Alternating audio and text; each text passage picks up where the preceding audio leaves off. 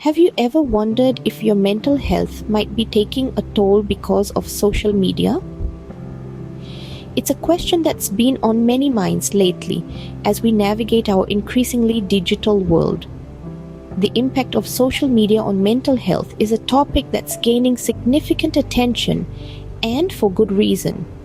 As we spend more and more time scrolling, liking, and sharing, there are growing concerns about the potential negative effects this may have on our mental well-being. Recent research is starting to shed light on this important issue. Scientists and psychologists are delving into the digital world to understand how our online habits might be affecting us.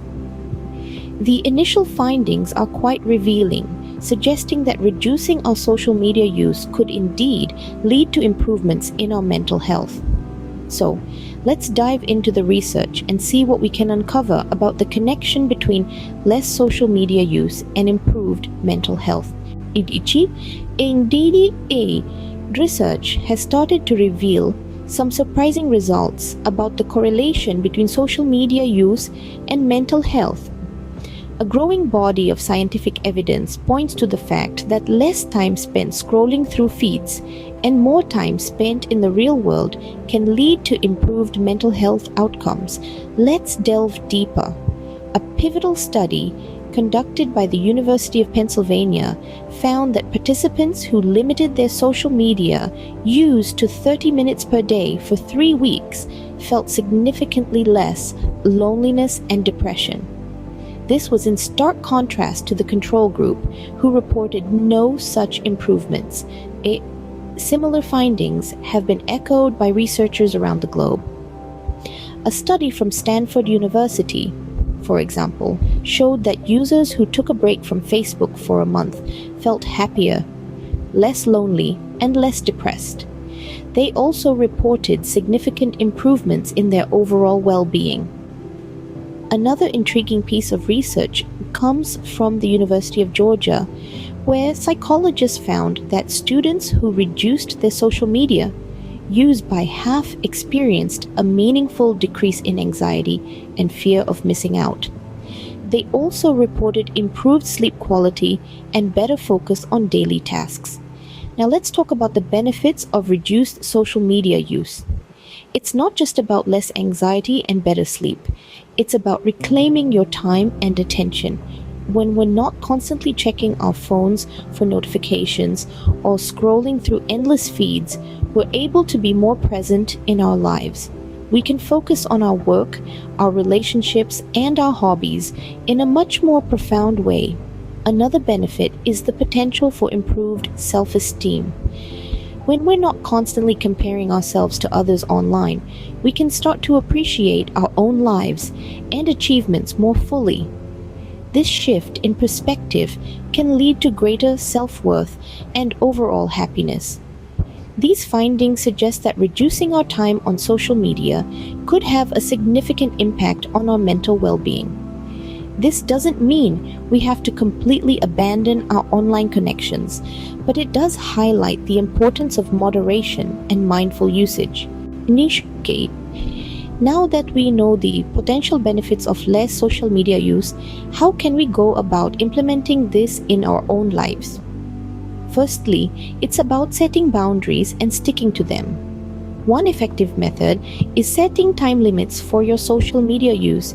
This doesn't mean you have to quit cold turkey.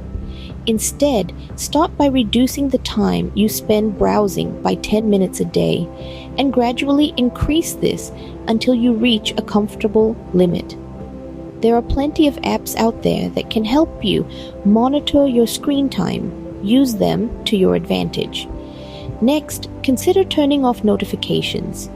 Each ping and buzz from our devices can pull us back into the digital world, disrupting our focus and potentially adding to our stress.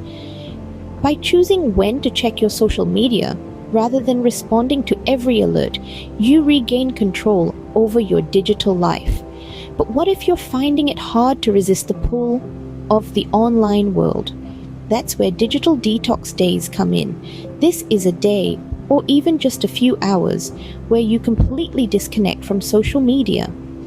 Use this time to engage in activities that you enjoy or that relax you. Read a book, take a walk, or even just enjoy your good old conversation with a friend or loved one. Now, staying connected is important, especially in today's world. So, how can we maintain our mental health while still being a part of the digital community? The answer lies in mindful use of social media. Be aware of the time you spend online. Notice how it makes you feel, and take steps to change your habits if you find they're having a negative impact.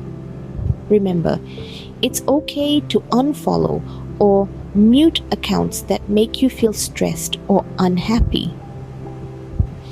Incorporate these tips into your daily routine, and you'll find that you're not only reducing your social media use, but also improving your mental health. It's not about completely cutting out social media. It's about finding the right balance and using it in a way that benefits you. Remember, it's not about completely eliminating social media, but finding a healthy balance that works for you. To wrap things up, let's summarize what we've learned today. We've delved into the digital dilemma, exploring how the pervasive presence of social media in our lives can impact our mental health. From feelings of inadequacy and comparison to cyberbullying and beyond, we've seen how these platforms can take a toll on our well-being. We've unmasked the research, revealing studies that show a correlation between heavy social media use and mental health issues such as anxiety, depression, and loneliness. These findings are a stark reminder of the need to monitor our online habits. We've also discussed the social media detox, offering practical ways to reduce our use of these platforms. From setting time limits and turning off notifications to prioritizing real-world connections, these strategies can help us regain control over our digital lives.